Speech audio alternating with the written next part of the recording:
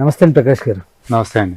తమసకర్ల ప్రకాష్ నాయుడు గారు. సార్, అంటే ఈ వాయిస్ని అంటే మీరు రచించినటువంటి నాన్న ఎందుకు వెనకబడ్డాడు, దీన్ని కవిత్వం అనాలో శీర్షిక అనాలో మాకైతే పెద్దగా దీంట్ల మీద అవగాహన లేదు కాబట్టి సార్ తనికెళ్ళ భరణి గారు తోటి వెంట ఇది విన్నప్పుడు అంటే సహసిద్ధంగా ఆయన కూడా చెప్పేటప్పుడు మనకి ఇది ఎవరు రాశారు లేకపోతే ఇంకోటి అని ఏం చెప్పలేదండి. నాన్న ఎందుకో వెనకబడ్డాడు, అది శీర్షిక. అమ్మ 9 నెలలు మోస్తే నాన్న 25 ఏళ్ళు, రెండూ సమానమే అయినా నాన్న ఎందుకో వెనకబడ్డాడు. ఇంట్లో జీతం తీసుకోకుండా అమ్మ, తన జీతం అంతా ఇంటికే ఖర్చు పెడుతూ నాన్న, ఇద్దరి శ్రమ సమానమే అయినా అమ్మ కంటే నాన్న ఎందుకో వెనకబడ్డాడు. ఏది కావాలి అంటే అది వడ్డీ పెడుతూ అమ్మ, ఏది కావాలంటే అది కొని పెడుతూ నాన్న, ఇద్దరి ప్రేమ సమానమే అయినా అమ్మకొచ్చిన పేరు ముందు నాన్న ఎందుకో బాగా వెనకబడ్డాడు. ఈ శీర్షిక ఆయన నోటంటే విన్నప్పుడు సహసిద్ధంగా మనం ఇప్పుడు కూడా కొన్ని కవిత్వాలు అవ్వచ్చు, జానపద గేయాలు అవ్వచ్చు, ఏదైనా సరే ఆకలి రాజ్యం నుంచి పుడతాయి. జానపద గేయాలు ఇప్పుడు కూడా తెలంగాణ వాళ్ళకి, ఉత్తరాంధ్ర వాళ్ళు, మన కోస్తాంధ్ర వాళ్ళ దగ్గర తక్కువ. మన కోస్తాంధ్ర దగ్గర వెటకారం ఎక్కువగానే జానపద గేయాలు తక్కువ. నేను ఎలా చెప్తున్నా అంటే నాకు తెలిసిన బట్టికి ఎక్కడైతే కష్టాలు, నష్టాలు, బాధలు అనుభవిస్తారు అక్కడే ఇటువంటివన్నీ కూడా పుడతాయి. అంటే వాళ్ళ యొక్క అనుభవాల నుంచి మనం ఏం చదువుకున్నామని కాదండి, మనం చదువు కంటే కూడా మన అనుభవాలే మనకి ఎక్కువ పాఠాలు నేర్పుతాయి. అలాగా ఆ తెలంగాణలో రజాకారుల దగ్గర నుంచి, భూస్వాముల దొరల దగ్గర నుంచి, ఇటు ఉత్తరాంధ్రలో అయినా అక్కడైనా సరే వాళ్ళు ఎక్కువ ప్రాచుర్యం పొందారు. ఒక సినిమా డైరెక్టర్లుగాను లేకపోతే నటులుగాను మన కోస్తాంధ్ర వాళ్ళు కొద్దిగా ఎక్కువ ఉంటారు. ఈ తరుణంలో చూసుకుంటే ఈ తనిఖీల భరణి గారి వాయిస్ నుంచి వచ్చినప్పుడు నేను మామూలుగా ఇది ఆ పెద్ద ఆయన రాసి ఉంటాడు అనుకున్నా. తర్వాత మొన్న ఒక 2 నెలల క్రితమో 3 నెలల క్రితమో నా మిత్రుడు, నాతో పాటు కొంతకాలం భీమవరంలో పనిచేసింది నా సహచరుడు మెల్ల రాంబాబు, అప్పుడు ఈనాడులో పనిచేసాడు. అతను నేను ఆంధ్రజ్యోతిలో పనిచేశాను. ఆ పనిచేసి కూడా ఆ రాంబాబు నాకు ఫేస్బుక్లో ఫ్రెండ్. అతను పోస్ట్ పెట్టాడు, ఆ రోజు మీ పుట్టినరోజు సమస్య లేదు, దీన్ని రచించింది మన భీమవరం వాసి అని పెట్టి, నాకు వెంటనే షాక్. అంటే మనకి ఎప్పుడైనా సరే మన దగ్గర ఉన్నది మనకు కనబడదు. మన దూరపు కొండలు నునుపు అంటారు చూసారా. మేము ఇంటర్వ్యూ చేయడానికి 200 కిలోమీటర్లు 300 కిలోమీటర్లు అనంతపురం లేకపోతే శ్రీకాకుళం ఇటువంటి చోట్లకి వెళ్ళి అటువంటి రాజకీయ నాయకుల్ని లేకపోతే అక్కడ జానపద కళాకారులని లేదా ఇంకొకరిని ఇంటర్వ్యూ చేస్తాం తప్ప పురుటిగడ్డ మన ఇంటి పక్కన ఉన్న కళాకారుని కూడా మనం గుర్తించలేకపోతున్నామని సిగ్గుపడ్డాం. ఆ తర్వాత మీ నెంబర్ తీసుకుని మీతో మాట్లాడడం జరిగింది. తర్వాత ఇప్పుడు రావడం జరిగిందండి మీ దగ్గరికి. ఏదేమైనప్పటికీ కూడా ఇప్పుడు నా వయసు అయితే 52, మీ వయసు ఇంకా పెళ్ళి అయిందో అవ్వలేదు కూడా నాకు తెలియదు. మీ వయసు ఎంత అండి? 36. 36, 3 పదులు. పెళ్ళి అయిందండి? లేదు సార్. ఇంకా ఏదైనప్పుడు ఇందాక మనం అనుకున్నాం సార్, మన బాధల నుంచి, మనం అనుభవించిన బాధల నుంచి కొన్ని ఒరిజినల్ వర్డ్స్ వస్తాయి. నాన్న ఎందుకో వెనకబడ్డాడు. ఒక తండ్రి అయినప్పుడే తండ్రి విలువ తెలుస్తుంది. కానీ మీరు తండ్రి అవ్వలేదు, ఏం అవ్వలేదు. తండ్రి విలువ ఎలా తెలిసింది మీకు? సార్, ఇది తండ్రి విలువ తెలుసుకోవడానికి 2 దారులు ఉంటాయి సార్. ఒకటి మీరు అన్నట్టు తండ్రి అయిన తర్వాత తండ్రి విలువ తెలుస్తుంది. తండ్రితో అనుకోకుండా గొడవ జరిగినప్పుడు కూడా ఒక తండ్రి విలువ తెలుస్తుంది. తండ్రితో గొడవ జరిగినప్పుడు ఎలా తెలుస్తుందండి? ఖచ్చితంగా తెలుస్తుంది. ఇప్పుడు మనం రెగ్యులర్గా కలిసి ఉంటాం. కలిసి ఉన్నప్పుడు మనం మీ గురించి నేను, నా గురించి మీరు ఆలోచించుకోవడానికి ఏమి ఉండదు పెద్దగా. కానీ ఒక వ్యక్తికి మాటలుగా కూడా మాట్లాడటం కూడా లేకుండా కొంచెం దూరం అయిన తర్వాత మాత్రమే మనం ఆలోచిస్తాం ఏ వ్యక్తి గురించి అయినా. అది స్నేహితుడి గురించి కావచ్చు, కొంతకాలం పాటు దూరంగా ఉండాలి. ఒక దూరంగా ఉన్నప్పుడు మనకి ఆలోచన మొదలవుతుంది ఎప్పుడైనా కూడా. దగ్గరగా ఉన్నప్పుడు ఎప్పుడు మనం ఆలోచించం. ఎప్పుడైనా సరే మనం ఒక విషయంలో ఎప్పుడన్నా మనం గొడవ పడినా దగ్గరే ఉన్నప్పుడు లేదా మనం మాట్లాడుకుంటున్నప్పుడు మనకి ఎవరి గురించి ఆలోచించబుద్ధి కాదు. ఒక పూర్తిగా ఒక మాటలు లేని ఒక సిచ్యువేషన్ వచ్చినప్పుడు మనం ఆలోచించడం ప్రారంభిస్తాం. ఆలోచన దేనికైనా మూలం ఆలోచనే. మనం మంచి చేయాలన్నా తప్పు చేయాలన్నా చేసిన తప్పు తెలుసుకోవాలన్నా ఆలోచనే మూలం. ఆలోచన జరగాలంటే కొంచెం మన ఇద్దరి మధ్య మాటల యుద్ధం ఆగి కొంచెం ఆ గ్యాప్ రావాలి. వచ్చినప్పుడు ఎప్పుడైతే ఆలోచన స్టార్ట్ అవుతుందో అప్పుడు మనం అంటే లోపల మనకి నెగిటివ్ థింక్ వస్తుంది, ఏదైనా కావచ్చు. ఇప్పుడు కోపం వచ్చినప్పుడు తప్ప రైట్ అనేది ఆలోచించుకోకుండా అరిచేసుకుంటాం, ఒకరి మీద ఒకరు మాట్లాడేసుకుంటాం. కానీ ఇదంతా అయిన తర్వాత కొంచెం ఆ గ్యాప్ వచ్చిన తర్వాత మనం కూర్చొని ఆలోచిస్తాం, తనేమన్నారు నేనేమన్నాను, తను ఎలా మాట్లాడారు నేను ఎలా మాట్లాడాను, తను మాట్లాడిన దాని వెనకాల అర్థం ఏంటి. మీరేం చదువుకున్నారా? నేను degree discontinue sir. Degree discontinue. మీ నాన్నగారు అసలు మీ కుటుంబ నేపథ్యం ఏంటి ఒకసారి చెప్పండి సార్. మాది వ్యవసాయ కుటుంబం అండి. ఏ ఊరండి? ఇదే అండి యనమదురు, భీమవరానికి 5 కిలోమీటర్ల దూరంలో యనమదురు మా ఇది. తాతయ్య కూడా వ్యవసాయం చేసేవారు. నాన్నగారు బీకాం చదివారండి. బీకాం ఫస్ట్ క్లాస్లో పాస్ అయ్యారు ఇక్కడ కేజీఆర్ఎల్ కాలేజీ భీమవరంలో. తర్వాత నాకు చెల్లి, తను బిఏ చేసింది. తమ్ముడు తను ఎంబీఏ చేశాడు. ఎంబీఏ చేసి కోరమండల్ ఫెర్టిలైజర్స్లో తను జాబ్ చేస్తున్నారు. చెల్లికి మ్యారేజ్ అయిపోయింది. సో అందరూ కూడా డిగ్రీలు చేశారు. మీ అమ్మగారు హౌస్ వైఫ్ అండి. ఆవిడ చదువుకున్నారా? పెద్దగా చదువుకోలేదు. ఆ టైంలో ఆడపిల్లలకి అంత చదివించేవారు కాదు కదా. సో అలాగా అమ్మ పెద్దగా చదువుకోలేదు, తన హౌస్ వైఫ్. సో అందరూ కూడా డిగ్రీలు కంప్లీట్ అయిపోయినాయి. మా నాన్నగారు నేనే. అంటే చదువు లేక కాదు, చదువు రాక కాదు, నాకు అటు ఇంట్రెస్ట్, అటు వెళ్ళాలంటే ఇటు మరి వదులుకోవాలంటే సినిమా ఇండస్ట్రీకి అటు వెళ్ళాలంటే ఇటు వదులుకోవాలంటే నాకు అటు ఇంట్రెస్ట్ కాబట్టి అటు అవకాశం వచ్చినప్పుడు మనం వెళ్ళాలి కాబట్టి ఆ టైంలో అవకాశం వచ్చినప్పుడు నేను అటు వెళ్ళిపోయాను అనమాట. సో అలా ఇదయింది. అయితే నాన్నగారు హైదరాబాద్లో జాబ్ కూడా చేశారంట. తాతయ్య నేను ఈ నాన్న ఎందుకు వెనకబడ్డాడు, ఒక 60 సంవత్సరాలు కురువృద్ధుడు, అనుభవశాలి రాసుంటారు అనుకున్నా.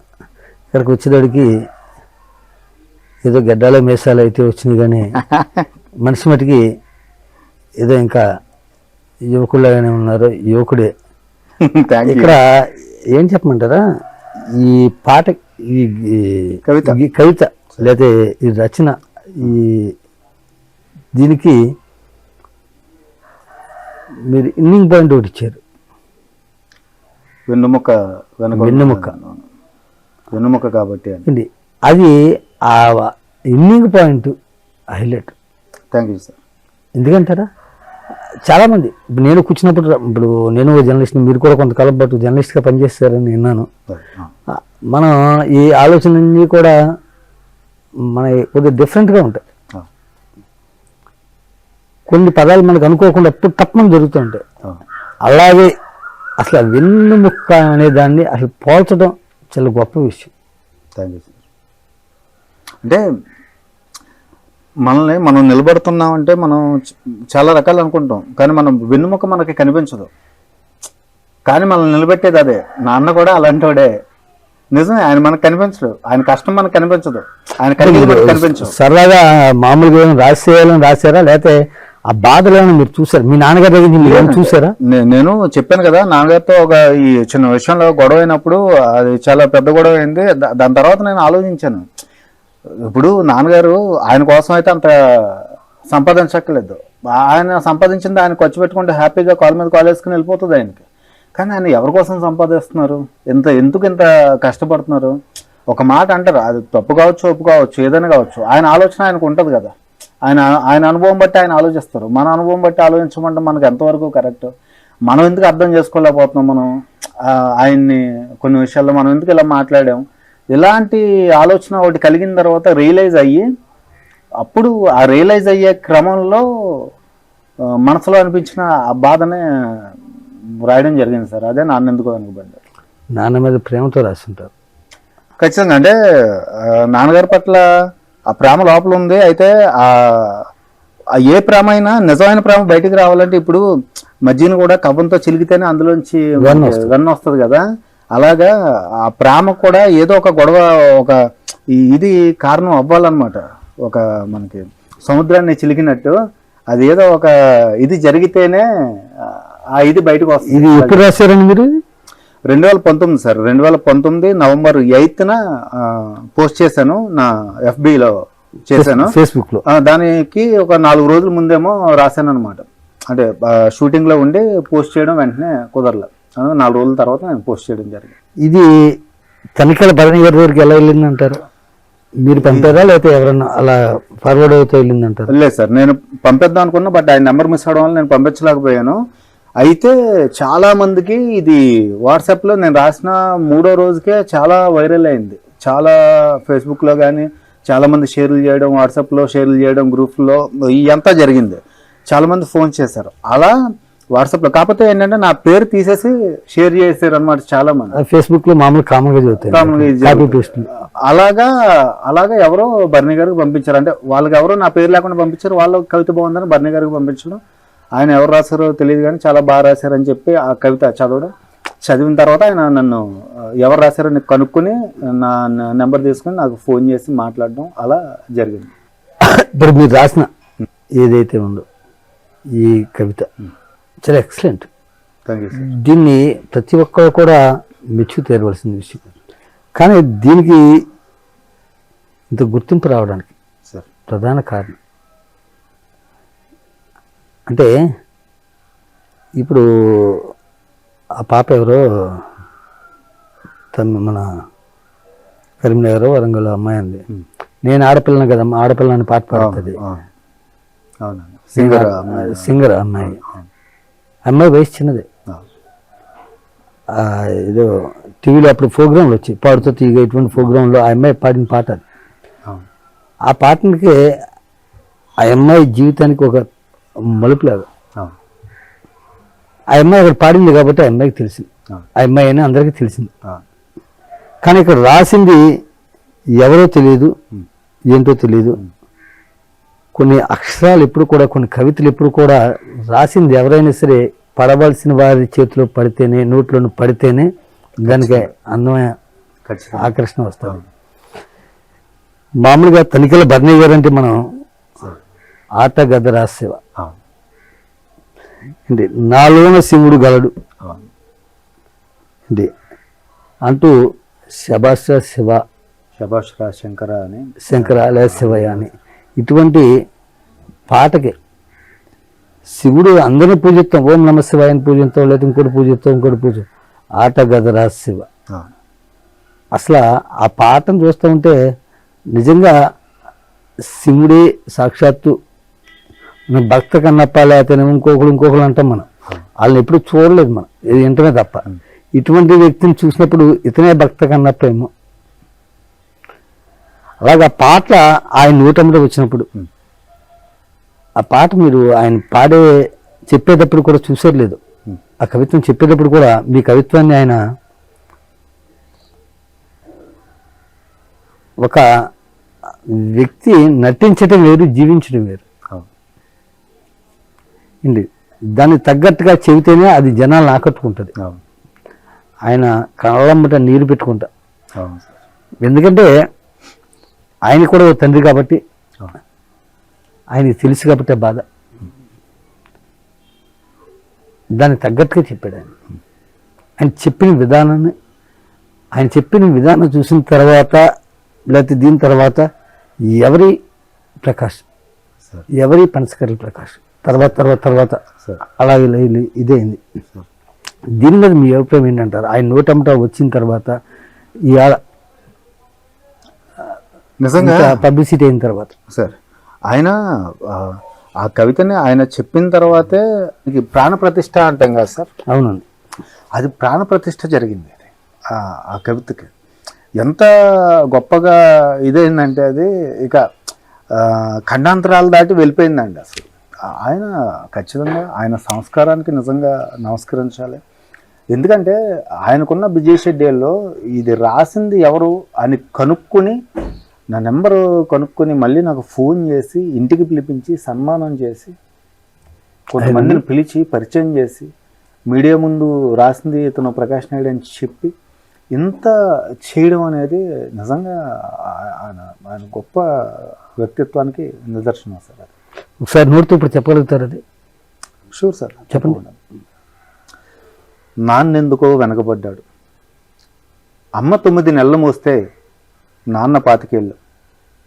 రెండూ సమానమే అయినా నాన్నెందుకో వెనకబడ్డాడు.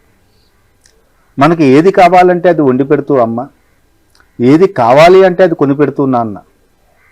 ఇద్దరి ప్రేమ సమానమే అయినా అమ్మకొచ్చిన పేరు ముందు నాన్నెందుకో బాగా వెనకబడ్డాడు. ఫోన్లోనూ అమ్మ పేరే, దెబ్బ తగిలినప్పుడు అమ్మ అని పిలవడమే, అవసరం వచ్చినప్పుడు తప్ప మిగతా అప్పుడు గుర్తు రానందుకు నాన్నెప్పుడైనా బాధపడ్డా? ఏమో. తరతరాలుగా కుటుంబం కోసం ఎంత త్యాగం చేసినా నాన్నెందుకో బాగా వెనకబడ్డాడు. అమ్మకి మాకు బీరువా నిండా రంగురంగుల చీరలు బట్టలు, నాన్న బట్టలకు దండెం కూడా నిండదు. తనని తాను పట్టించుకోవడం రాని నాన్న ఎందుకో మాకు కూడా పట్టనంత వెనకబడ్డాడు. అమ్మకి మాకు అన్నో కొన్నో బంగారు నగలు, నాన్నకు బంగారు అంచున్న పట్టుపంచే ఒకటే. కుటుంబం కోసం ఎంత చేసినా నాన్నెందుకో బాగా వెనకబడ్డాడు. వయసు మళ్ళాక అమ్మ అయితే ఇంట్లో పనికి పనికొస్తుంది, నాన్న ఎందుకు పనికిరాడని మేము తీర్మానం చేసేసుకున్నప్పుడు కూడా వెనకబడింది నాన్నే. నాన్న ఇలా వెనకబడిపోవడానికి కారణం ఒకటే, ఆయన మా అందరికీ వెన్నెముక కావడం.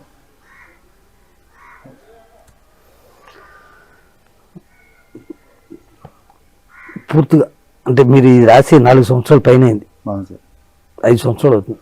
అంటే అప్పుడు మీ వయసు కరెక్ట్గా 30 సంవత్సరాలు, 30, 31, 32. అంతే. అంటే 2019 సార్. అవునండి, 30 సంవత్సరాలు. 30 సంవత్సరాల్లో పెళ్ళి లేదు, ఏమీ లేదు, తండ్రి బాధ్యత లేదు, ఏమీ లేదు. ఒక బ్యాచిలర్గా, ఓ పెళ్లి కాని యువకుడు ఏంటి తల్లిదండ్రులు దూరంగా ఉంటూ ఎంజాయ్ చేస్తూ ఉన్న తరుణంలో అసలు ఈ ఆలోచన, మీరు ఎందాక చెప్పారు నాన్నగారు నేను అనుకోకుండా కొద్దిగా కేకలు వేసుకున్నాము అంటే, ఇటువంటి కేకలు వేసుకోవడం లేదా పిలుచుకోవడం, తిట్టుకుంటాం, కొట్టుకుంటాం ఈ ఇంట్లో సర్వసాధారణంగా ఉండేవి. ఈ థాట్ రావడం వెనకాల అంటే మీరు చెప్పిన దాని వెనకాల, మీరు రాసిన దాన్ని, మీరు చెప్పిన దాని వెనకాల బట్టల దగ్గర నుంచి, దెబ్బ తగినప్పుడు పడిపోయినప్పుడు దగ్గర నుంచి, లేకపోతే మనకు కొనిపెట్టడం కోసం గురించి, ఇవన్నీ కొనిపెట్టడం లేకపోతే పడిపోవడం అనేది మనం కొద్దిగా చూస్తూ ఉంటాం.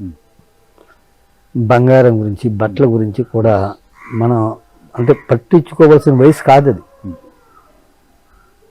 ఏంటి ఆ వయసులో ఇంత ఆలోచన అసలు ఎలా వచ్చింది మీకు? ఏంటి ఎన్నుముక్కతో పోల్చాలి సార్, అసలు ఎన్నుముక్క అనే థాట్ ఎందుకు వచ్చింది చెప్పండి? అదే అంతే సార్. అంటే మనం ఈ గొడవ అయిన తర్వాత ఏదో రాద్దామని కూర్చున్నప్పుడు గమనించిన విషయాలు కాదు సార్ ఇవన్నీ. ఒక మధ్యతరగతి కుటుంబం నుంచి వచ్చిన వ్యక్తిగా ఇంట్లో జరుగుతున్నటువంటి ఇవన్నీ కూడా చూస్తూ పెరిగినవాడిని. ఈ చూసినవన్నీ కూడా గుర్తుపెట్టుకున్నవాడిని. ఈ చూసిన వాటిని గుర్తుపెట్టుకుని వాటి వెనకాల కష్టాన్ని అర్థం చేసుకున్నవాడిని.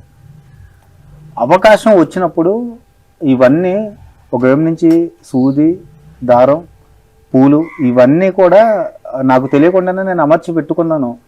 ఆ సమయంలో ఇవన్నీ కలిపి దండగుచ్చాను అంతే. అంటే ఏదైనా ఎవరన్నా కొంతమంది పెద్ద కష్టాలు, బాధలు చూస్తే మనకి కొంత అవగాహన వస్తుంది. అటువంటి మీరేమైనా చూసారా?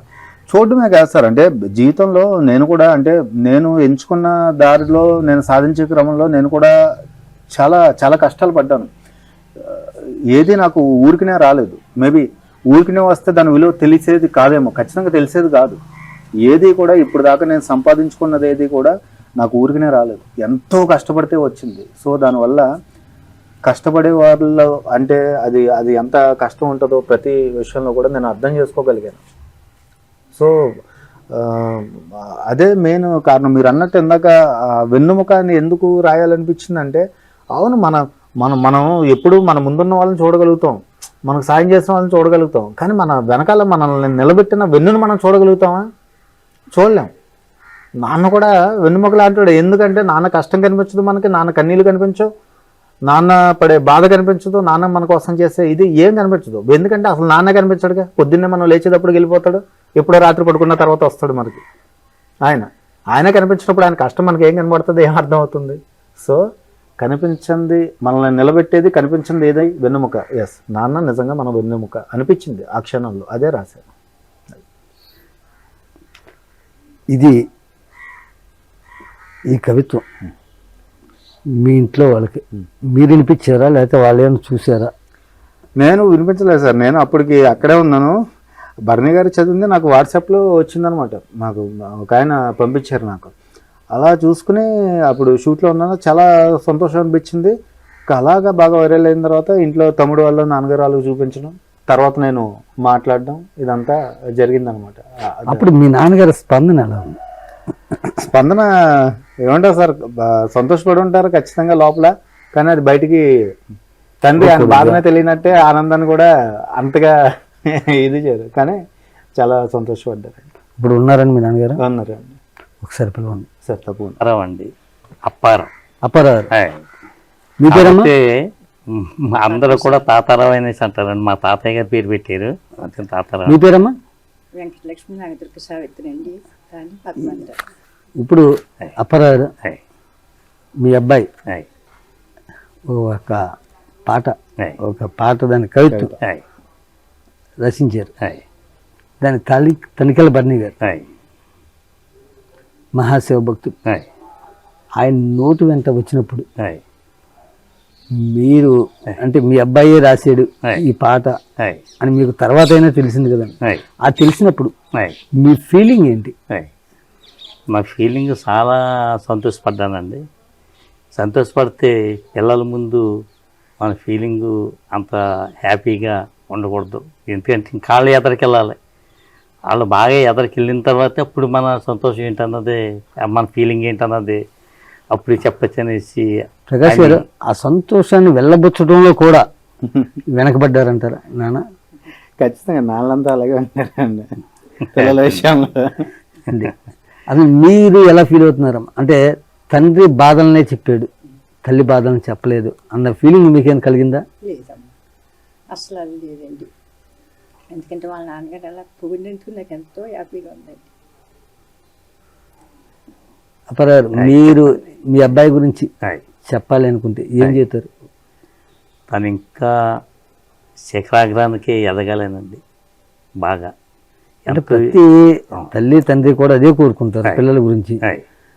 ఆ పాటని మీరు విన్నప్పుడు కానీ, లేకపోతే మీరు చేసినప్పుడు కానీ, ఇక్కడ మీ అబ్బాయి లేడు అనుకుని కాసేపు ఒక్క మాటలో చెప్పాలనుకుంటే, ఎందుకంటే ఒక పెళ్ళైన తర్వాత, పిల్లలు పుట్టిన తర్వాత కొంతకాలం పాటు ఆ బరువు బాధ్యతలు మోసిన తర్వాత కానీ మీ అబ్బాయి చెప్పిన ఫీలింగ్స్ అన్నీ కూడా ఎవరికీ తెలియదు. అవునండి. ఆ బాధల్ని కనపడ్డట్టు ఏంటి, పక్క వాళ్ళు పడితే చూసినట్టు కూడా కాదండి, తనకు తాను పడితే ఏ విధంగా ఉంటుంది అనేది రాశాడు. దానికి ఇంతకుముందు మీరు రాకముందు నేను అడిగాను, అసలు దీనికి కారణం ఎవరో, కారకులు ఎవరు అని. మా నాన్నగారితో పాటు నాకు జరిగిన ఒక చిన్న సంఘటన, అంటే ఒక గొడవ అవ్వచ్చు, సంఘటన అవ్వచ్చు, ఆ గొడవ తర్వాత నేను కొద్దిగా పాలం బట్టి ఆయన దూరంగా ఉన్నప్పుడు ఆయన విలువ తెలిసింది అన్నాడు. అసలు గొడవ ఏంటి, గొడవ కారణం ఏంటన్నారు? గొడవ ఏంటంటే వెళ్ళి అప్పటికే 10-12 సంవత్సరాలు అయిందండి. ఎక్కడికి? ఫీల్డ్కి, హైదరాబాద్ వెళ్ళి. అప్పుడు వచ్చిన వాళ్ళు చాలామంది బాగా ఎదరికి వెళ్తున్నారు. ఎదరికి వెళ్తే మాకు కొత్తపల్లి సుబ్బారాయుడు గారు మా మేనమామ గారు అబ్బాయినండి. ఓకే. అయితే నేను అన్నాను, పెద్దమామయ్యని చెప్పించి చిరంజీవి గారికి మిమ్మల్ని పరిచయం చేస్తాను. అలాగైతే మనకి అవకాశం ఉన్నప్పుడు దాన్ని సద్వినియోగం చేసుకోవాలి. అలాగే హెల్తీగా అనేసి అన్నాను. అంటే తను ఏమన్నాడంటే నా స్వయం శక్తుల మీద వెళ్ళాలి తప్ప కానీ నేను రికమెండేషన్ వద్దు అనేసి అన్నాడండి.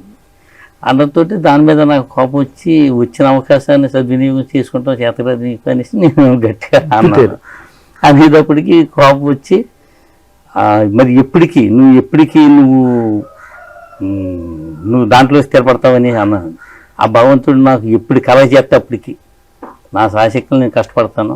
ఆ భగవంతుడు నాకు ఎప్పుడు కలగ చేస్తే అప్పటికి అన్నాడండి. నిజంగా అది యథార్థమే కదా అనేసి అప్పటి నుంచి ఇంక నేను మాట్లాడలేకపోతున్నాను. అసలు సినిమా ఫీల్డ్లోకి మీరు ఏ సంవత్సరం వెళ్ళారు? అసలు ఎందుకు మీకు ఆ ఫీల్డ్ పట్ల అంత ఇంట్రెస్ట్ కలిగింది? నాకు ఎందుకో చిన్నప్పటి నుంచి కూడా మా నాయనమ్మ గారు కథలు చెప్తూ ఉండేవారండి. కాశీ మజిలీ కథలు ఇవన్నీ. అవును. తాతయ్య కూర్చోబెట్టుకుని రామాయణంలో భారతం ఇదంతా ఆయన చెప్తూ ఉంటారు. నాకు తెలియకుండానే కథల మీద వాటి మీద ఇంట్రెస్ట్ పెరిగింది. దానికి తగ్గట్టు చిన్నప్పుడు ఎక్కువ నేను చందమామ పుస్తకాలు, నాకు ఎవరిచ్చినా కూడా చందమామ పుస్తకాలు ఇవ్వడం, ఇంట్లో వాళ్ళు చదవడం, వాటి మీద నాకు తెలియకుండానే అటువైపు ఇంట్రెస్ట్ బాగా పెరిగిందనమాట అండి. అలా ఇదైనా అయితే నాకు కవిత్వం అంటారని కూడా తెలియని టైంలో నా 6th క్లాస్లో ఫస్ట్ టైం పోయట్రీ రాయడం, అది అంటే మనసులో ఏదో భావాలు వచ్చేవి. దాన్ని కవిత్వం అంటారని కూడా నాకు నిజంగా తెలియదు. రాసేవాడిని, ఎవరన్నా చూస్తే నవ్వుకుంటారేమో అని చెప్పి ఎక్కడ ఆ పుస్తకాలు కనిపించకుండా దాచేవాడిని. అలాంటి పరిస్థితి నుంచి ఈరోజు 9th క్లాస్ తెలుగు టెక్స్ట్ బుక్లో మన నాన్నెందుకు అనుకోబడ్డాడు కవితని పిల్లలకి ప్రాజెక్ట్ వర్క్ కింద ఇచ్చేదాకా వచ్చిందండి. ఇప్పుడు దాంట్లో అయినా సరే సార్ ఆ 9వ తరగతి 10వ తరగతి 7th క్లాస్ 9th క్లాస్ ఒకటేనండి? 9th క్లాస్ ఒకటే sir. Telugu text book project work ఇచ్చారు. దాంట్లో అయినా సరే రచయితగా మీ పేరు పడిందా? అయ్యో పడింది సార్. క్లియర్ కూడా ప్రకాష్ నాయుడు రచించిన, తనకిల్ల భరణి గారు ఆలపించిన నాన్నెందుకు అనుకోబడ్డాడు కవితని చదివి చార్ట్ల మీద రాసి స్కూల్లో ప్రదర్శించండి అని ఇది చేశారు. మనం ఏదైతే పుస్తకాలను చదువుకుని మనం ఎదిగామో అటువంటి పుస్తకాలపై మన పేరు వచ్చినప్పుడు ఎంత ఆనందం ఉంటుంది అంటే నిజంగా సార్. కేవలం ఆనందమే. ఎప్పుడు కూడా గర్వం లేదు. అది సంతోషం. అంటే ఎంతోమందికి నాకెందుకు సంతోషం అంటే పర్సనల్గా నేనేదో సాధించేశానన్న ఇది కాదు సార్. నన్ను నమ్మి మా గురువుగారు అండి, తుమ్మిడి నాగభూషణం అని ఆయన మా గురువుగారు, భీమవరం వాస్తవ్యులు అండి. ఆయన మా అమ్మ నాన్న ఒప్పించి నన్ను హైదరాబాద్ తీసుకెళ్ళిన వ్యక్తి. ఏ సంవత్సరం వెళ్ళారండి మీరు? ఒక 15 years బ్యాక్ సార్. 15 సంవత్సరాల క్రితం. ఆయన నన్ను తీసుకెళ్ళిన వ్యక్తి ఆయన తుమ్మిడి నాగభూషణం గారు. మా అమ్మ నన్ను ఒప్పించి ఆయన తీసుకెళ్ళారు. సో ఆయన నమ్మి నన్ను తీసుకెళ్ళడానికి కానీ, మా తల్లిదండ్రులు నమ్మి పంపించడానికి కానీ, ఇంతమంది నాకు సపోర్ట్గా నిలబడి, నా ఫ్రెండ్స్ కానీ వీళ్ళంతా నాకు సపోర్ట్గా నిలబడిన వీళ్ళందరికీ కూడా నేను అది ఇచ్చిన గౌరవం కింద భావిస్తాను సార్. వీళ్ళందరి నమ్మకాన్ని నిలబెట్టగలిగాను అన్న ఒక ఆనందం ఉంటుంది. ఇప్పుడు సినిమా ఫీల్డ్లో అంటే అందరూ కూడా ఒక హీరోగా వెళ్దాం అనుకుంటారు. మన సినిమాలు యాక్ట్ చేయాలి, ఒక హీరో అయిపోవాలి, లేకపోతే విలన్ అయిపోవాలి అన్న కళ్ళు ఉంటాయి. ఒక రచయితగా వెళ్దాము అన్న ఫీలింగ్స్ చాలా తక్కువ అనుకుంటాయి. అసలు రచయితగా వెళ్దామనే ఫీలింగ్ మీకు ఎందుకు వచ్చింది అనుకుంటున్నారు? రచన వచ్చు కాబట్టి సార్. అంటే అది వచ్చింది మనం చేయగలుగుతాం అనేది తెలిసింది కాబట్టి. ఇప్పుడు ఇంజనీరింగ్ చదివినవాడు ఆ జాబ్కి వెళ్ళినట్టు యాక్టింగ్ చేయాలని ప్యాషన్ ఆలోచన పుట్టిన వాళ్ళు ఆర్టిస్ట్గా వెళ్తారు. సో మనకేంటంటే నేను రాయగలుగుతాను, మనం ఇది చేయాలి అనే ఆలోచన ఉండడం వల్ల నేను అటు వెళ్ళాను అనమాట. ఇప్పుడు దాకా ఎన్ని సినిమాలకి కథలు రాశారు, లేకపోతే డైరెక్టర్గా, అసిస్టెంట్ డైరెక్టర్గా, కో డైరెక్టర్గా పనిచేశారు? నేను శ్రీనివాసలీలలో, దేవి భాగవతం, ఈటీవీ భాగవతానికి అసిస్టెంట్ డైరెక్టర్గా వర్క్ చేశాను సార్. ఉదయ్ భాస్కర్ గారని, పువ్వాడ ఉదయ్ భాస్కర్ గారని ఆయన ఆకువీడు అండి. ఆయన దగ్గర అసిస్టెంట్ డైరెక్టర్గా మొదలయ్యాను అనమాట. సో అలాగా సీరియల్స్కి చేశాను. తర్వాత అక్కినేని కుటుంబరావు గారని వాల్గా గారు వాళ్ళ హస్బెండ్ అండి, వాల్గా గారికి హస్బెండ్ ఆయన కూడా డైరెక్టర్. ఆయన దగ్గర బాంధవ్యాలు అనే సీరియల్కి వర్క్ చేస్తాను. దాని తర్వాత 2 మూవీస్కి అసోసియేట్గా వర్క్ చేశానండి. ఏం మూవీస్ అండి? స్పెషల్ అని ఒకటి మన థియేటర్లో రిలీజ్ అయింది, ఇప్పుడు అమెజాన్లో ఉందండి. అజయ్ గారు రంగా అని హీరో, తర్వాత అజయ్ గారు కూడా మెయిన్ లీడ్ రోల్లో చేశారనమాట. మన విక్రమార్కుడు సినిమాలో చేస్తారుగా విలన్గా అజయ్ గారు. సో తర్వాత మళ్ళీ బాలమిత్ర అని ఇంకో మూవీ ఇది చేశాను అనమాట. సో పర్సనల్గా నేను షార్ట్ ఫిల్మ్స్ చేశాను. ఒక నది అని ఒకటి, బోర్డర్ అని ఒకటి. నదికి అవార్డు కూడా వచ్చిందండి పింటీ వాళ్ళది. ఇప్పుడు మూవీ ప్లానింగ్లో ఉన్నాను సార్. సబ్జెక్ట్ అంతా ఓకే అయిపోయింది, రెడీ అయిపోయింది. ఇప్పుడు షెడ్యూల్ వేస్తున్నాం అనమాట. తొందరలోనే సెట్స్ మీదకి వెళ్తున్నాం. డైరెక్టర్గా మీరు? అవును సార్. ప్రొడ్యూసర్ ఎవరంటారు? హీరో వాళ్ళ ఫ్రెండ్స్ అండి. హీరోలో వాళ్ళ ఫ్రెండ్స్. సార్ ఒక సినిమా తీయాలంటే కోట్లాది రూపాయలు ఖర్చు. అటువంటిది ఆ సినిమా తీసిన తర్వాత కూడా దాన్ని పబ్లిష్ చేయడానికి ఇలా చాలా పోటీతత్వంతో కూడుకున్నది. ఇవన్నీ సాధ్యపడతాయని భావిస్తున్నారా? ఖచ్చితంగా సార్. పోటీ ఎవరో లేకపోతే నెమ్మదిగా నడుచుకుంటూ వెళ్తారేమో, ఎవరో లేరు కదా అని చెప్పి. కానీ పోటీ ఉన్నప్పుడే కదా సార్ పరిగెడతాం మనం. అమ్మో అందరూ ఉన్నారు, మనం ఫాస్ట్గా పరిగెత్తాలి. ఇక్కడ కథలో ఎంత డెప్త్ ఉన్నా సరే, యాక్టింగ్లో ఎంత నటన అనుభవం ఉన్నా సరే, ఇవాళ కొద్దిమంది హీరోల పేర్లు చెప్పేటోడికి ఆ సినిమా బాగున్నా చూస్తారు, బాగోపోయినా చూస్తారు. అటువంటి పోటీ ఉన్నప్పుడు మనం కొంతమందితో పోటీ పడలేం. అలాగే నేను లేదు సార్. ఇప్పుడు పోటీ పడుకుంటూ వెళ్తేనే మనం ఇంకా బాగా పోటీ పడడానికి మనం అనుభవం సంపాదించుకుంటాం. ఓడిపోవడం అనేది అంటే రాకపోతే ఓడిపోవడం కాదు కదా సార్. దాన్ని ప్రయత్నం చేసే కొద్దీ మనం నేర్చుకుంటూ ఉంటాం, ముందుకెళ్తాం. ఏదైనా సరే పాజిటివ్ వేలో వెళ్ళాలి తప్ప అసలు నెగిటివ్ థాట్ అనేది నాకు రాదు సార్. అసలు నెగిటివ్ థాట్ అనేది నాకు రాదు అసలు. ఎవరైనా మాట్లాడినా కూడా నాకు బుర్రలోకి ఎక్కదు అది నెగిటివ్ అనేది. అంతే. మీరు కొద్ది కాలం పాటు జర్నలిస్ట్గా కూడా పనిచేశారు. అదే సార్, జర్నలిస్ట్ అంటే ఛానల్లో పనిచేశాను.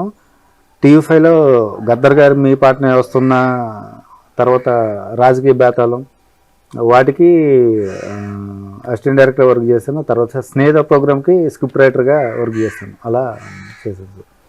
ఏబిఎన్లో కూడా పనిచేసినట్టు? ఏబిఎన్లో కూడా చేశాను సార్. అది ప్రొడక్షన్ కోఆర్డినేటర్. కోఆర్డినేషన్. జర్నలిస్ట్గా పనిచేయలేదు? జర్నలిస్ట్గా పనిచేయలేదు కానీ బట్ ఇది చేస్తాను. ఆ ఛానల్లో పనులు చేశాను. ఓకే. ఇప్పుడు అంటే ఇప్పుడు ఈ నాన్న వెనకబడ్డాడు కాకుండా మీకు నచ్చిన కవిత్వం మీరు రాసుకున్న అన్నిటిలో కన్నా? చాలా ఉన్నాయి సార్. అందులో ఒక అంటే ఈ విధంగా జనాల్ని ఆకట్టుకుంటుంది ఇది అన్నది ఏదైనా ఉందంటారా? అయ్యో ఉన్నాయి సార్, తప్పకుండా. విత్ యువర్ పర్మిషన్ అన్నట్టు చెప్తాను. ఒకటి చెప్పండి. మనకు బేసిక్గా మనది గోదావరి జిల్లా కాబట్టి మనకి ఎప్పుడన్నా వర్షాలు వచ్చినప్పుడు ముంపు అవకాశం కూడా ఎక్కువ ఉంటుంది కాబట్టి మునకాది కూడా మనకు తెలుసు కాబట్టి దాని మీద ఒక ఇది చెప్తాం. నది పరుగు నేర్చుకుంది మనిషిలాగే, గట్టు మునిగిపోయింది. వాన చేయించిన స్నానానికి చెట్టు మెరిసిపోయింది, గట్టు కరిగిపోయింది. అలలకి అలవాటు పడ్డ నావ కొట్టుకుపోకుండా అటు ఇటు ఊయలూగుతోంది. తేలుతూ వస్తున్న దేహం ఒకటి అమ్మాయి కాకుల ఆకలి తీరుస్తోంది. వర్షాకాలం అంటేనే అంత గట్టు తెగిన గోదావరి అయిపోతాయి జీవితాలు. సముద్రుడింటికి సంసారానికి పోతూ పోతూ నది ఓళ్లను ముంచి సారి తీసుకుపోతుంది. ఇంకోటి చాలామంది అడుగుతూ ఉంటారు కదా, పెద్ద అయిన తర్వాత ఏం అవుతామో తెలిస్తే ఆ చదివి అదే కుర్చీలో కూర్చున్నాం. ఇన్ని కష్టాలు పడాల్సిన అవసరం ఎవరికీ ఉండదు. సో దాని గురించి ఏమవుతారని అందరూ అడుగుతుంటే దాని మీద రాస్తున్నారు. ఏమవుతావురా అంటే ఏం చెప్పను. నుదుటి మీద అర్థం కాని గీతలు, కళ్ళ ముందు పెట్టుకున్న చేతిలో కదలికలు లేని గీతలు, రాతని రాతలా కాకుండా గీతలా గీసిన వాడిని అడగండి నేనేమవుతాను. ఏమో ఎప్పుడు ఏమైపోతామో కదా. ఈలోపే నేను నిలబడిన చోటే చెట్టునైపోవాలి, నడుస్తున్న చోటే నదినైపోవాలి, నమ్మకం ఉన్న చోటే నీడనైపోవాలి, జన్మించిన చోటే జ్ఞాపకం అయిపోవాలి, మరణించిన చోటే మనిషినైపోవాలి, మరణించిన చోటే మనిషినైపోవాలి. ఇది నిన్న మొన్న ఫేస్బుక్లో పెట్టినట్టున్నారు కదా, ఒక వారం రోజుల్లో ఇప్పుడు 10 రోజుల క్రితం ఫేస్బుక్లో లేదు సార్, ఇది చాలా రోజులు అయింది. వేరే పెట్టాను. చిన్న చిన్న ఇది రాస్తూ ఉంటాను సార్ అప్పుడప్పుడు. అంటే మనకి జీవితంలో అంటే జీవితం గురించి చదువుకున్నప్పుడు ఏదో కవితలాగానే జీవితం గురించి తెలుసుకోవాల్సిందని చిన్న చిన్న కొటేషన్ లాగా అలా నాకు అనిపించినాయి, నాకు ఎదురైన అనుభవాలు అలా పెడుతూ ఉంటాను అన్నమాట. ఇప్పుడు ప్రకాష్ గారు సార్ గతంలో అంటే ఒక 20 సంవత్సరాల క్రితం 30 సంవత్సరాల క్రితం అంటే మా చిన్నప్పుడు ఏదన్నా ఎన్నికలు వచ్చినప్పుడు కానీ లేకపోతే ఏదన్నా అడావిడి జరిగినప్పుడు ఎవరన్నా ఎమ్మెల్యేలు కలెక్టర్లు ఇటువంటి అప్పుడు వచ్చేవారు కూడా కాదు, పొరపాటున ఎవరన్నా వస్తే గ్రామ పెద్దలందరూ కూర్చుని సార్ మా ఊరికి హాస్పిటల్ లేదు, మా ఊరికి బడి లేదు, బడి లేక పిల్లలు ఎంతో దూరం వెళ్ళి చదువుకుంటున్నారు, ఒక బడి కట్టించండి, లేకపోతే హాస్పిటల్ పెట్టించండి, లేకపోతే ఒక గుడి కట్టించండి అనేవారు. కానీ ఈ రోజున వృద్ధాశ్రమాలు కట్టించండి అంటున్నారు. ప్రతి ఊరికి కూడా కోకొల్లలుగా సార్ పుట్టగొడుగుల్లాగా వృద్ధాశ్రమాలు అవుతున్నాయి. ఇదివరకే మన జిల్లా మొత్తం మీద తాడేపల్లి కూడా ఒకటి ఉండేదండి. ఓకే.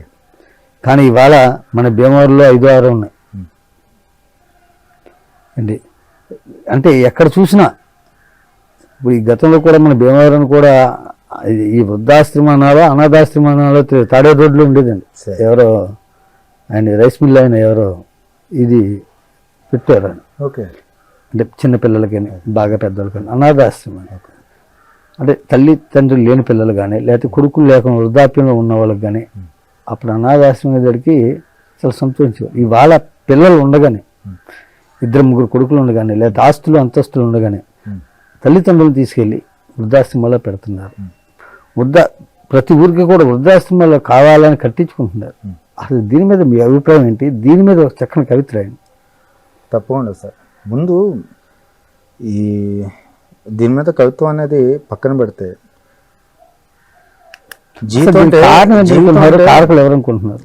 కారకులు ఖచ్చితంగా మారుతున్న ఆలోచనల కారణం సార్. ఎవరైనా సరే ఇప్పుడు చిన్నప్పుడు చదువుకునేటప్పుడే అమెరికాలో ఉండాలి లేకపోతే ఆస్ట్రేలియాలో ఉండాలి ఎక్కడో ఉండాలని వీళ్ళు కోరుకుంటున్నారు.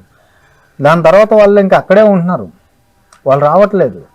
నువ్వు డబ్బు సంపాదించడానికి నువ్వు చెప్తున్నావు, వాడు చివరి దాకా డబ్బు వెనకాల పరిగెడుతున్నావు. నువ్వు చెప్పిందే చేస్తున్నాడుగా, పిల్లల్ని తప్పడానికి లేదు సార్. ఇందాక మీరు చెప్పినట్టు ఏ తల్లిదండ్రులైనా సరే మనం కష్టపడ్డట్టు మన పిల్లలు కష్టపడకూడదు. మనకన్నా ఇంకా మంచి పొజిషన్లో ఉండాలి. అది ఇదివరకు అమెరికా అని మనం ఎందుకనే వాళ్ళం అంటే దూరపు కొండలు నునుపని ఏంటి. ఇదివరకు గతంలో 30 సంవత్సరాల క్రితం లెక్కేసుకుంటే జిల్లాకు ఒకడు ఉండేవాడు అండి. ఇంజనీరింగ్ చదివేవాళ్ళు జిల్లాకు ఒకడు ఉండేవారు.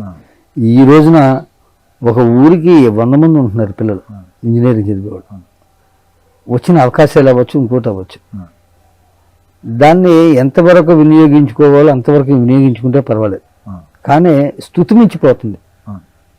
తల్లిదండ్రుల యొక్క బాధని ప్రేమని పంచడంలో తనకన్నా మంచి పొజిషన్లో ఉండాలని నా కొడుకు నేను భీమవరం వెళ్ళాను. అప్పుడు భీమవరం వెళ్ళడం అంటే కొద్దిగా గొప్పగా ఉండేది మీ ఊరి నుంచి. నేను భీమవరం వెళ్ళాను, లేకపోతే నేను ఏలూరు వెళ్ళాను, నేను విజయవాడ వెళ్ళాను, లేకపోతే నేను హైదరాబాద్ వెళ్ళాను. హైదరాబాద్ కంపెనీలు ఎక్కువ, కొంతమంది వెళ్ళి మన ఊళ్ళో వెళ్ళి అక్కడ పనిచేసేవారు. వాళ్ళు కూడా మన పిల్లలు కూడా తల్లిదండ్రులు కూడా నా కొడుకు కూడా హైదరాబాద్ వెళ్ళాలి. ఇప్పుడు కొంతకాలం పాటు సంవత్సరానికి ఒకసారి మీరు హైదరాబాద్ నుంచి ఇక్కడికి వచ్చారనుకోండి, ఆ ఊళ్ళో వాళ్ళందరికీ కూడా చాలా గొప్పగా ఫీల్ అయ్యేవారు. అలాగా తన కొడుకు కూడా బాగోవాలి అన్న ఫీలింగ్ తోటి అమెరికా వెళ్ళాలి అది ఇది అనేవారు. అమెరికా వెళ్ళాలి ఇంకోటి వెళ్ళాలి అనేది పక్కన పెడితే అసలు ఈ వృద్ధాశ్రమం లేవడానికి విచ్చలవిడిగా లేవడానికి కారణం ఏంటి? కారకులు డబ్బు సంపాదన ధ్యేయం కదా సార్. ఎవరికైనా దూరంగా ఎందుకు వెళ్తున్నారు? ఎవరైనా డబ్బు సంపాదించడం కోసం దూరంగా ఎందుకు ఉండిపోతున్నారు అంటే అక్కడ తగినన్ని సెలవులు రాకపోవడం. అంత దూరం నుంచి ఒకవేళ వచ్చినా కూడా ఒక 2 రోజులు సెలవు అనుకోండి. హైదరాబాద్ నుంచి ఈ రోజు నైట్ బయలుదేరి వచ్చేసి రేపు సాయంత్రం మళ్ళీ బయలుదేరి హైదరాబాద్ వెళ్ళిపోవచ్చు. అంటే దగ్గరికి దూరానికి ఉన్నంత తేడా ఏంటి అంటే అదే అక్కడ ఒక 2 రోజులు సెలవు దొరికిందంటే రావడానికే 2 రోజులు పడుతుంది, ఇంకా ఎలా వస్తారు వాళ్ళు? అలాంటి ఒక పరిస్థితి వచ్చేసింది.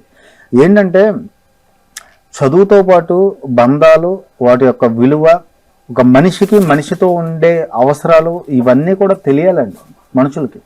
అంటే దాని రుచి తెలియకపోతే ఏమవుతుందంటే తర్వాత రుచి తెలియని దాని గురించి మనకి రుచి తెలియదు అనుకోండి, ఫలానా ఒక పదార్థం దాన్ని తినాలనిపించదు మనకు, అది ఎంత రుచిగా ఉన్నా సరే. సో మనకేంటంటే నువ్వు చదువు చదువు చదువు, నువ్వు సంపాదించాలి బాగా, అదుగు చుట్టుపక్కల వాళ్ళందరూ ఎంత చదువుతున్నారు, నువ్వు ఎలా చదవాలి, వాళ్ళలాగా నువ్వు ఎంత సంపాదించాలి. మీరు చెప్పింది అయితే తల్లిదండ్రులే కారణం అన్నట్టుగా చెప్పిపోతున్నారు. ఖచ్చితంగా సార్, ఖచ్చితంగా. ఇప్పుడు ఎందుకంటే ఉండాలి. ఇప్పుడు మా నాన్నగారు ఉన్నారండి, అంటే నేను నేర్చుకున్నది, మా నాన్నగారు ఉన్నారు, ఆయన ఉద్యోగం చేసేవారు హైదరాబాద్లో. తాతయ్య వాళ్ళని చూసుకునే వాళ్ళు ఎవరు లేక ఉద్యోగం రిజైన్ చేసి బీకామ్ ఫస్ట్ క్లాస్లో పాస్ అయ్యి, ఆ టైంలో టైప్ హయ్యరు లోయరు ఫస్ట్ క్లాస్లో పాస్ అయ్యి ఎంత చేసుకుని మంచి జాబు వదులుకొని కేవలం తల్లిదండ్రులను చూడడం కోసం వచ్చేసారు. నాకు నిజంగా చెప్తున్నా, నాకు అనిపిస్తుంది వీళ్ళు రేపు మనం సక్సెస్ అయిన తర్వాత ఒక మంచి డైరెక్టర్ పేరు తెచ్చుకొని బాగా సంపాదించిన తర్వాత వీళ్ళు అక్కడికి రాకపోవచ్చు, లేదంటే మనం వాళ్ళు ఎందుకు రాకపోవచ్చు అంటే ఊరు పెట్టి రావడానికి వాళ్ళు ఇష్టపడరండి ఎక్కువ. అది కూడా ఒక తప్పేనండి, తల్లిదండ్రులు కూడా ఖచ్చితంగా ఉంటుంది. అయితే ఏంటంటే వాళ్ళకి ఇది అంటే తల్లిదండ్రులను చూసుకోవడం కోసం వాళ్ళు వదిలేసుకున్నారు కదా, వాళ్ళ జీవితం వాళ్ళు వదిలేసుకున్నారు. ఆయన జాబ్ చేసుకుంటే వాళ్ళు అసలు చాలా సంపాదించేవారు, వేరే స్థాయిలో ఉండేది. ఆయన వదిలేసుకున్నారు, ఆయన జీవితాన్ని ఆయన వదిలేసుకున్నారు తల్లిదండ్రుల కోసం. సో అలాంటిది మన వాళ్ళని ఇది చేయలేం.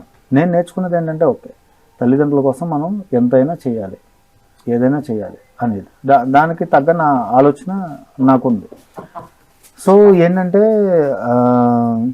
తల్లిదండ్రుల నుంచి నేను నేర్చుకున్నది అది, నా తల్లిదండ్రులను నేను ఎలా చూసుకోవాలి కంపల్సరీ అనే ఒక ఇది ఉంది. పోతని ప్రకాష్ గారు,